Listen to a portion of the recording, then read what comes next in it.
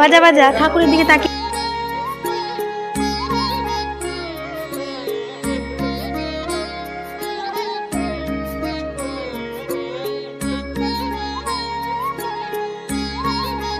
কেমন আছো তোমরা সবাই? আশা করি তোমরা সবাই খুব ভালো আছো, আমিও খুব ভালো আছি।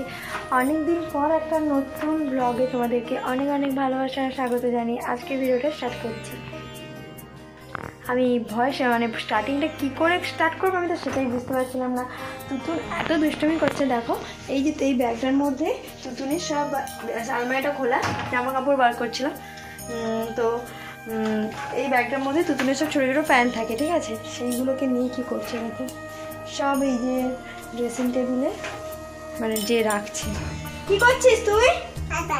হ্যাঁ কি আবার কি করছিস?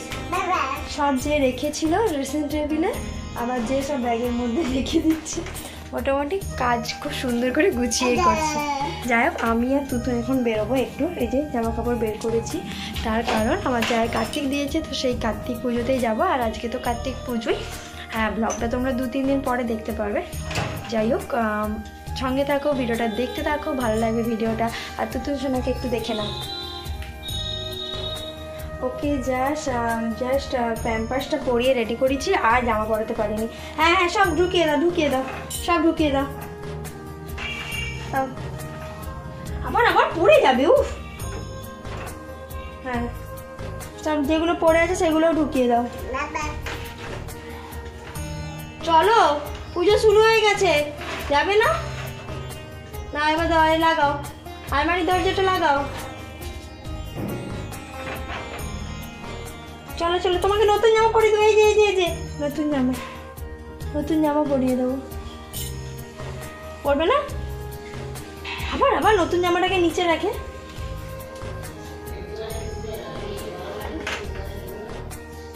আবার প্যান্ট নিয়ে। যাই হোক বন্ধুরা, তোমরা পুরো ব্লগটা দেখতে থাকো, আশা করি ব্লগটা তোমাদের ভীষণ ভীষণ ভালো লাগবে। এই দেখো বন্ধুরা, তুতুলশোলাকে আমি রেডি করে দিয়েছি। আর তুতুলশোলাকে কেমন লাগছে অবশ্যই জানিও। একটা ফুল হাতা ড্রেস পরিয়েছি। আর এই দেখো, দেখতেই পাচ্ছ তুতুলশোলা পুজোতে যাওয়ার জন্য কতটা এক্সাইটেড আছে।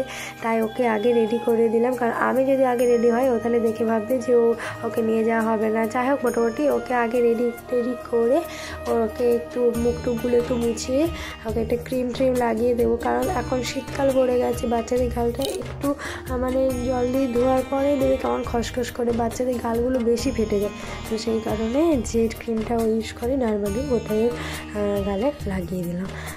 তো ও চুপচাপ করে বসে বসে কিন্তু নিয়ে মানে দেখে নিল। যাই হোক, আমার তুতুলশোলাকে কেমন লাগে তোমরা কমেন্টে জানাতে একদম ভুলো না। চলো আমি ঝটপট করে রেডি হয়ে যাই। চলো বন্ধুরা, আমি এখানে দেখো রেডি হয়ে গেছি। এই শাড়িটা এর আগেও পরেছি, তোমরা দেখেছো। আবার এই শাড়িটা খুব ফেভারিট বলে আমি এই শাড়িটা না বারবার পরি। হ্যাঁ, ব্লাউজের কালারটা যদি একটু অন্যরকম কিছু হতো তাহলে খুব ভালো হতো, কিন্তু আজকে আমার মনে হলো যে এই ব্লাউজটা একটু পরি। আমার এই ব্লাউজটাই ভালো লাগছিলো। তো আমাকে কেমন লাগছে অবশ্যই জানিও তোমরা কমেন্ট করে। এই দেখো বন্ধুরা, আমরা জেঠিমাদের বাড়ি চলে এসেছি। এখনও পর্যন্ত পুজো শুরু হয়নি, এক্ষুনি পুজো শুরু হয়ে যাবে।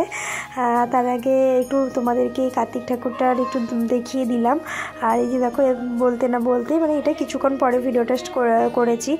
পুজো শুরু হয়ে গেছে। আর এদিকে বাচ্চা কাচ্চাগুলো এত দুষ্টুমি করছে, ওদেরকেও দেখাবো। এই যে দাদা দিদি ভাই, এটা হচ্ছে এদেরই কার্তিক পুজো হচ্ছে। আর আমার এই বাচ্চাটাকে দেখতে পাচ্ছ, শুধু সামনে চলে যাচ্ছে আর ওদেরকে ডিস্টার্ব করছে। করে দিচ্ছি, চুপ করে কি করছে দেখো, দেখো চুপ করে দেখো। নেমে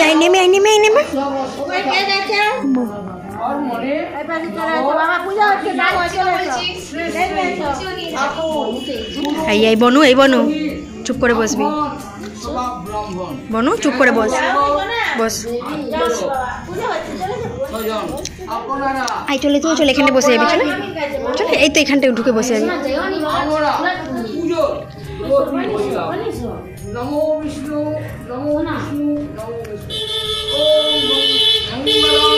ভগবান বিষ্ণু মঙ্গলম।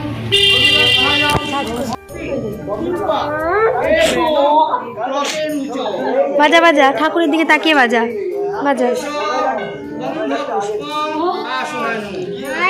হ্যাঁ, ও ব্রাহ্মণ আমাদেরকে বললো যে ঝাঁজ করি আর হচ্ছে যে শাঁখ বাজাতে, কিন্তু আমাদের এখানে তুতুন সোনা নিজে শাঁখ নিয়ে নিয়েছে, কাউকে বাজাতে দেবে না। আর ও শাঁখ বাজানো তো তোমরা দেখলেই ও কেমন শাঁখ বাজাতে পারে। তো তারপর একটা হাসির জিনিস তোমাদেরকে দেখাচ্ছে।